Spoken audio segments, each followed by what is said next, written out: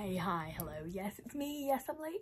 But what I've been doing is researching a few cases so that I can get ahead of myself and we can come out with a new true crime video every week, yay! Because I've all down a different rabbit hole every few days. So there's always something going on in my brain and the people around me don't want to hear about it, so I'm just going to tell you. But this week, the case that I've been really into is going to be a two-parter because when you really get down to it, there's a lot to it. There's a lot of information, there's a lot of misinformation, there's just a lot to talk about with this case. And this is the case of Christine Paiolilla. I researched how to say that name, I watched loads of videos, people said it differently, that's my guess, Paiolilla, but we're going to call her Christine. But there's a lot of ways that I could have told this story on. I went back and forth with myself for a little while. And I came up with the idea of I'm just going to tell you about the crime. We're going to talk about what actually happened. Then we're going to get into sort of the legal ramifications, details about the victims, details about the perp. We'll get into all of that, but in a minute.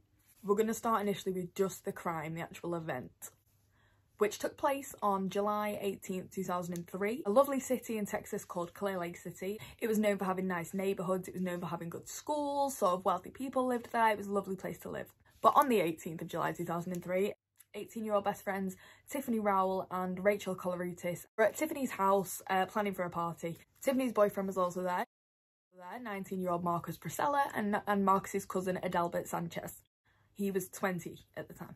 So they were all there just chilling, getting ready for a party, watching a film. They were having a lovely time. At about 4 p.m, a friend of Tiffany's called Brittany called Tiffany to make sure that the plans for the party hadn't changed. She thought she was due to get there at 6, half 6, so she was just ringing Tiffany to make sure, but Tiffany didn't answer. So Marcus, Tiffany's boyfriend, answered instead and told Brittany that Tiffany was just getting ready. So Brittany went off and thought, okay, never mind, I'll call back later, which she did around 5, and at this point Tiffany didn't answer. So Brittany decided, well, I'll just go at half 6. That was the plan all along. So Brittany decided to go to Tiffany's house. She knocked on the door. There was no answer. She was listening. No one could be heard. So she decided to go in. She was invited. And when she went in, she saw a scene from a horror film. There was blood everywhere and the 4 teenagers were all laid dead. So obviously this led for Brittany to leave and call the police immediately, who got there very, very quickly. Straight away, it was clear to the police that the teenagers were caught off guard. There was no sign of a struggle, there was no sign of forced entry, and the teenagers were all sort of in chill positions. Tiffany and Marcus were still sat on the couch, laid dead, covered in their own blood. The telly was still on, playing the film that they were watching. Adelbert was lay on the floor, so maybe he was either sat with them and had stood up when he saw the assailant, or maybe he was just laying on the floor watching the film that way, but he lay dead on the floor as well. And the only person that seemed to have been sort of trying to escape from the assailants was Rachel Colorutis. She was 18 at the time of her death. And it really looked like she had tried to escape due to the fact that she was behind the sofa, sort of in a hidey position. It became immediately clear to the police that Rachel wasn't killed like everyone else. Everybody else had gunshot wounds. Rachel had gunshot wounds, but she'd also had her head bashed in. It looked personal to the police, and devastatingly, Rachel had managed to get herself to the phone and dial 911. She was so close to calling for help, but her assailant got the best of her, unfortunately, and murdered her. After having a look at the bodies, the police obviously continued to work the crime scene, look around, investigate. And they found that 24 bullets had been shot, 17 of which hit the teenagers, which the police literally described as overkill. It was unnecessary, there was passion behind this crime. But the police were sort of stumped. Other than the teenagers themselves and the bullets, there was no real evidence left by the assailant or assailants at all. So after autopsies had been performed on all of the teenagers, it was determined that Tiffany, Marcus and Adelbert had all been shot to death, where Rachel had been shot 6 times, all in the female pelvic groin region, which we will come back to. We'll put a pin in that because that is important, so pin. But the cause of her death was blunt force trauma to the head, and the weapon of which was determined to be a gun. So somebody had shot her 6 times and beat her to death with the gun because she was really fighting. So still, after all the autopsies had been performed, there was no more evidence as to who had done this, but there was some differences in how the female and the male victims had been killed, slain we could even call it, because the bullets on the females mainly concentrated on the genital region, which, like I said, is important, and it's important for a few reasons. It sort of helps the police to determine some sort of motive, being that in a male, if a male was the assailant and he was to shoot a woman in the pelvic region, That's quite specific, and usually the reason for that is something like the woman having cheated on the man and he's taking revenge, or the woman has left him and he's taking revenge. From what the police have said, that's what they look at. And then if the assailant is a female, it shows a different kind of jealousy, a jealousy of wanting what their victim has. There's something that the victim had, some personality trait, the way they looked, money, the man. There's something that that woman has, that victim has, that the assailant does not. And that's often the cause for being shot in the groin. Maybe the shooter feels belittled by the victim or doesn't feel as good as the victim. But there was a difference in that the men had just been sort of littered with bullets. The women, who had obviously also been shot, all of their bullets were more concentrated on the groin. Now, obviously, there's a lot more reasons why someone would shoot someone in that specific place, but these are the ones I've chosen to outline for a reason that you will see. So put a pin in that. What massively shocked the police is that these were all good kids. They were known to be good kids. Tiffany and Rachel were known for their kindness. Marcus and Adelbert were known for how much they loved their families. There was rumours that Marcus was a drug dealer, which does appear to be true. He seemed to sell weed and party drugs. So they were good kids, but a little bit shady. And then Adelbert apparently had some connections to the Mexican mafia, but there's really not much disclosed or talked about in that respect. So the only lead they really had was the Mexican mafia thing, and that came to a stop very quickly as they realised that that was not a concern. But the police could just not figure this out. These were 4 good kids. There was no reason that anybody could see as to why their lives had been taken and so early. There was some stuff missing from the house, but not really enough to warrant the deaths of 4 people. So the police just really didn't know what to do. They continued to investigate for another 3 years before they'd figure it out. George Colorutis, who's Rachel's dad, just couldn't leave it. Obviously, that was his daughter, that was his baby girl. So he did his best to try and figure out who did this. When the police were investigating, they spoke to some of Tiffany's neighbours who said they did see 2 people leaving that house, but they really didn't have any sort of information on what they looked like. They couldn't really remember. They said they think one was a woman, they think one was a man, but that's sort of all they had to go on. Other than the fact they said that the woman had noticeably large eyes. There was a composite sketch done of these 2 potential assailants, and it was distributed throughout the community, but George Colorutis really did the most. He went door to door trying to raise money, trying to find out what happened to his daughter. He was speaking to everyone he could. He was sort of like doing his own canvassing of the neighbourhood. He would put up flyers and posters, and eventually he raised $100,000, over $100,000 from the community, trying to bring forth justice for these 4 kids, because that's what they were, essentially kids, between 18 and 20 kids. He arranged for more than a dozen billboards to go across the freeways in Houston, which meant that you really couldn't enter or leave Houston without seeing the faces of these 2 assailants. He was insistent on getting their faces absolutely everywhere that he could. So as the police continued to search, so did George Colorutis. So now, in July 2006, an anonymous tipster called a Crime Stoppers hotline after a special about the murder. And this tipster, who was an anonymous male, gave information on the phone that only someone who was either very close to the assailant or is the assailant would have known some of the details. The media didn't release all of the information on the police's request to make sure that the investigation could go as smoothly as possible, because obviously sometimes police like to withhold some of the information to determine whether the person that they are speaking to could or could not be the assailant, based upon the knowledge they have of the crime. But this anonymous tipster knew stuff that was not released in the media, like Rachel going to call 911 and Rachel having a different cause of death. That wasn't all released. And it turns out he knew her. He reported that he'd met a woman called Paiolilla in rehab a few years prior. And during their stay, she confided with him about being involved in a quadruple homicide. After seeing the Crime Stoppers special, he recognised Christine's face on the composite sketches, and he remembers being told about it, so he tipped. And rightfully bloody so. So he identified the woman as a woman called Paiolilla, and the man as a guy he thought was called Chris, but he'd never met that guy. So now let's talk about Christine Marie Paiolilla. Was born on the 31st of March 1986 to a mum Laurie and construction worker daddy Charles Paiolilla. So as I say, her mum stayed at home. She was watching the kids while her dad went to work on a construction site. And tragically, when she was only 2, her dad died on the construction site. This sort of seemed to set a couple of events into motion that just explains a lot. Laurie found it really difficult to grieve for her husband, and she found that she was not able to take care of her children, so they were removed. by Child Protection Services.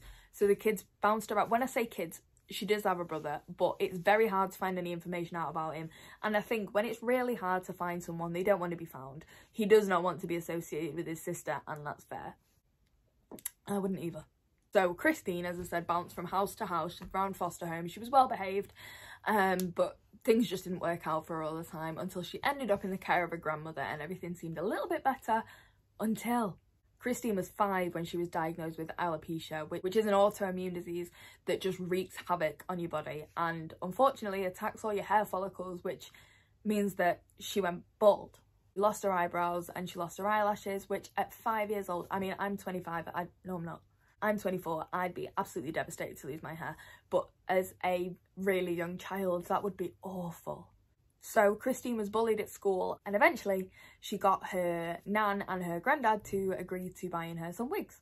So Christine was bought some wigs. She felt a little bit better about herself until the kids at school continued to bully her. They'd pull the wigs off her head. One former classmate of Christine does refer to the wigs as being rather, quote, clownish, end quote. So she was bullied mercilessly. She also had glasses, thick milk bottle sort of glasses, which is so unfortunate. This whole period of time must have taken such a hit on her self-esteem, losing her hair and then having to wear these glasses that kids took the piss out of. It would be awful. And I'm saying that as someone who wears glasses, but I just can't wear them today because then you'll see this glare and it'll be really annoying. So I'm sort of just blind at the moment. I need to get those anti-glare ones. Or just the sun could come back and I could have natural light again. So let's not pretend that we've not all seen one of those films that starts with like an ugly duckling character, which usually does have funny hair, big glasses, braces, that kind of character, which I'm not saying those things are ugly, but we've seen the stereotype, okay? Don't pretend you've not. And then they evolve at the end of the story and they're this beautiful person that has everything in the world. That's not what this is though. It's along those lines and it takes a really big detour. Anyway, so Christine's mum, Laurie, who was really struggling with her drug addiction, managed to turn her life around. She dedicated herself to sobriety, she found religion, and she found a new husband, a lovely man that she married. And when everything was settled and she was stable again, her children were allowed back into her care, and Christine did move back in with her and moved to Clear Lake City in Texas. Can you see where this is going? So as Christine started in a new school, this is where the film sort of begins, and the ugly duckling Christine walks into the classroom and she is greeted by 2 beautiful model-esque girls, both a year older than her. Funnily enough, it's Rachel Coloritis and Tiffany Rowell.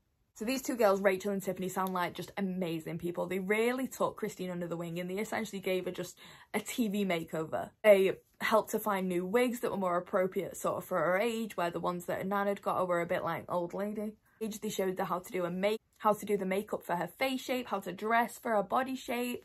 They really helped her turn herself around. They got her contact lenses, like it was like a TV makeover, honestly. So as this makeover was going on, obviously Christine, Tiffany and Rachel became really good friends. They did everything together. They became an inseparable trio. But with them being a year older than Christine, obviously, they left school before Christine did. I really can't express how good these girls were for Christine. Their mum said that she'd never been happier than when she was in that sort of period of her life where she was transitioning into this woman and she had these 2 beautiful friends.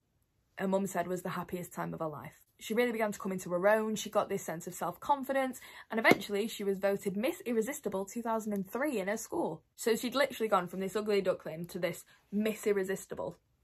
It's like a film. Fucking horror film. So as she became more and more confident, she was happier to go out and experience new things, and eventually she met a boyfriend, Christopher Snyder. He was 21 at the time and Christine was 17. And I'm going to call him Snyder because Chris and Christine, it's too similar. Chris is Chris Snyder, so we're going to call him Snyder, and Christine is called Christine, so we're going to call her Christine.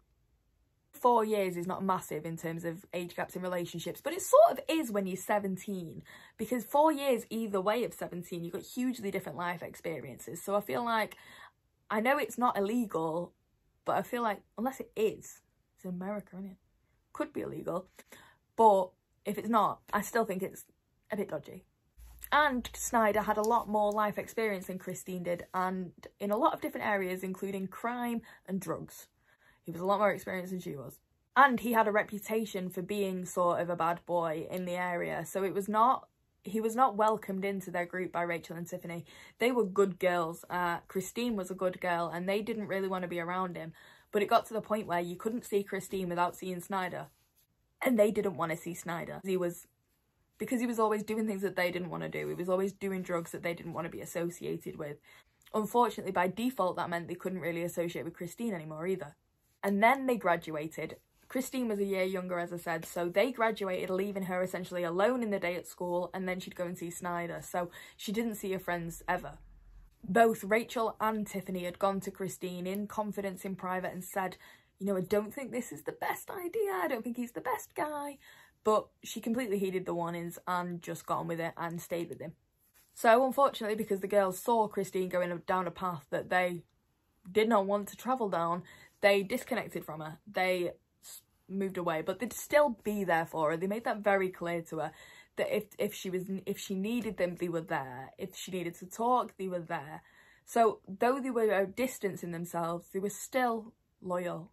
This only pissed Christine off and gave Snyder some ammo to sort of move her away. So it was such an abusive relationship, but on both sides. They were both abusive, Snyder and Christine. Christine was overly jealous, and she'd do some really interestingly strange things. She would sit on his lawn for hours and hours and hours, screaming. After an argument, she would not leave, she would refuse to. She would, however, threaten to kill his whole family, and his family weren't really a fan of that. Because of the dealings that Snyder has with the law, he didn't really feel like he was in a position where he could call the police and say that he felt that she was going to kill him or his whole family or herself, because of the fact that he was always in trouble with the law. It got to the point where Christine actually got a little nickname in the Snyder household, the Psycho. From Miss Irresistible to the Psycho. So, Snyder was addicted to heroin. And heroin addiction is, I can only imagine, exceedingly difficult. It's a substance that your brain and body crave when you can't have it. So it leads people to do crazy things. We know that. I'm not saying it's okay because she was on heroin. I'm saying you can sort of see where this is going. Because it's a pattern. It's a pattern we've seen before. But listen. Christine had found herself obsessed with this boy, possessively obsessed with this boy, addicted to heroin, failing at school now, but she also saw in the distance her best friends, Rachel and Tiffany, graduating, they both went and got a job at the same bar, they were starting to earn money, they were getting a lot more trust from their parents, and they were 18 now. So they were sort of viewed in a way that Christine wasn't. They were viewed as adults where Christine still wasn't. And this only made very jealous Christine much more jealous, which is dangerous because she was like scary jealous to begin with, and now she's like really, really jealous. Christine eventually decided to get her shit together. She decided to, about a year after, she decided to break up with Snyder and enter a rehab program in Texas, where she met a new husband, Stanley Justin Rott. But he goes by Justin, so we'll call him Justin.